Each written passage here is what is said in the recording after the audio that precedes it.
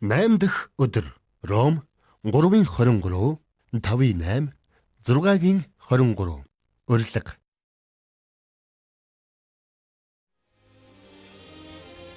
Иесус Христийн ширлийг тавьсан хатан болж хоосон байсан үнэн. Загалмайдад совдлогцноос хойш 3 хоногийн дотор тэр дахин ам оржээ. Тэр одоо ч амьд учраас таны амьдралд орж чадна. Би хүүхсдийг хүртэл дахин амьлуулж амьдрал өгч чадна. Надад итгэсээр нас барсан хүнийг би дахин амьлуулна. Иесус Христийн амьарсноос хойш 2000 гаруй жил өнгөрлөө.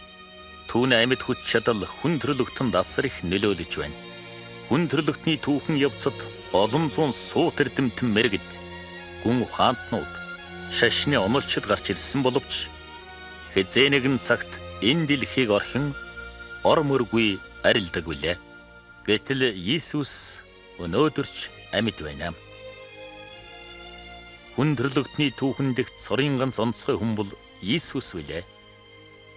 Энэ дэлхийд түүний мэндэлсэн ч онцгой. Хүмүүн бусын хүч чадлаар хөндөгдөөгүй бүсгүй маяраас гарсан нь Библиэд тодорхой бий. Түүний туулсан амьдрал ч онцгой байлаа.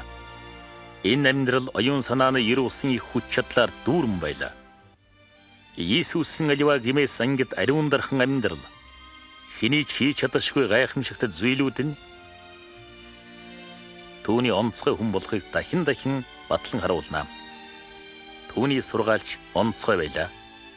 Тэрээр хүн төрлөختөнд хайр, уучлалын тухай сошин ойлголт өгч улмаар өөрийн аврагч гэж үзсэн бүхэнд сошин амьдрал өгөхөр амласан.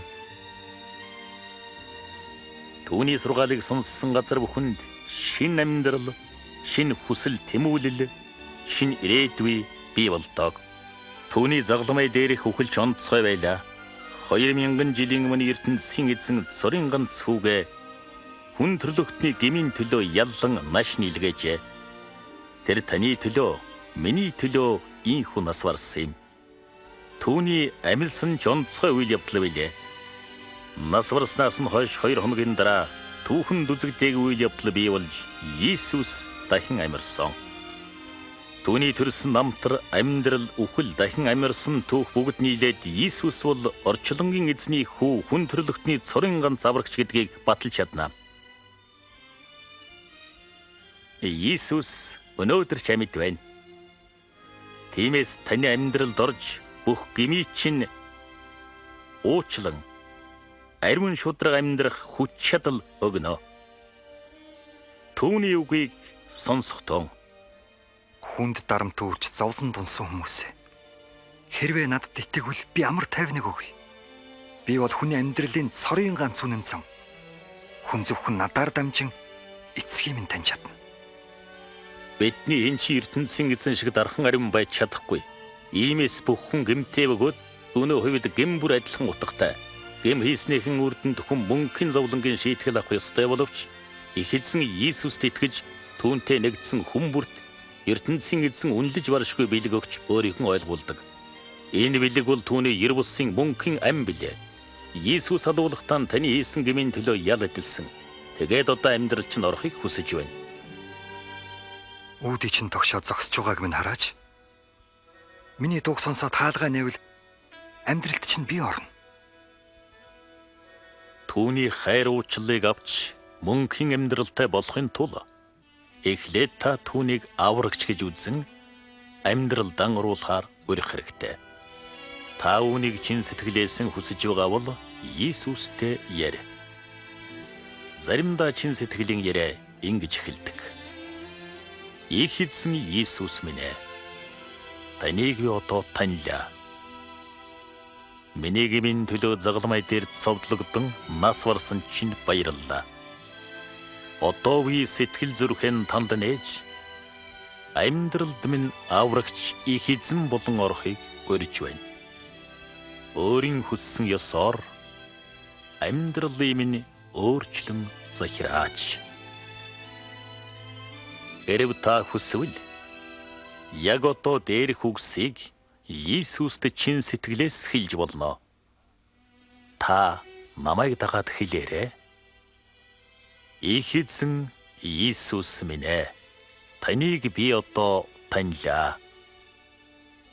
Миний гмийн төлөө загалмай дээр цовдлогдсон нас барсан чинь баярлалаа.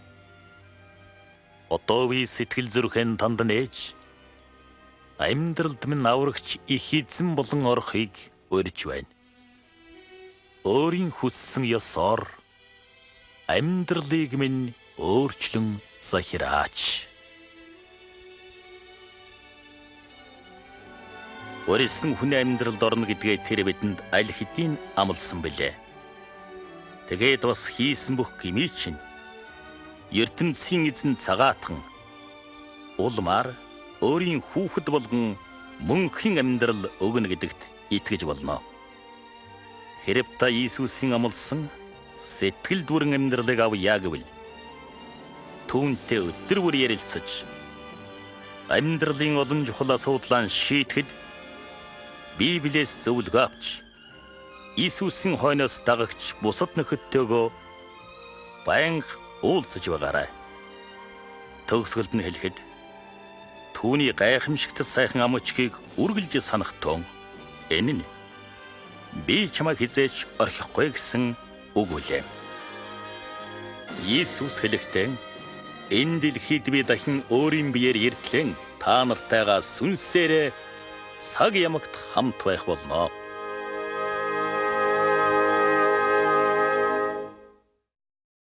Найм дахь өдөр би Есүсийг яг хэн гэж бодож байна?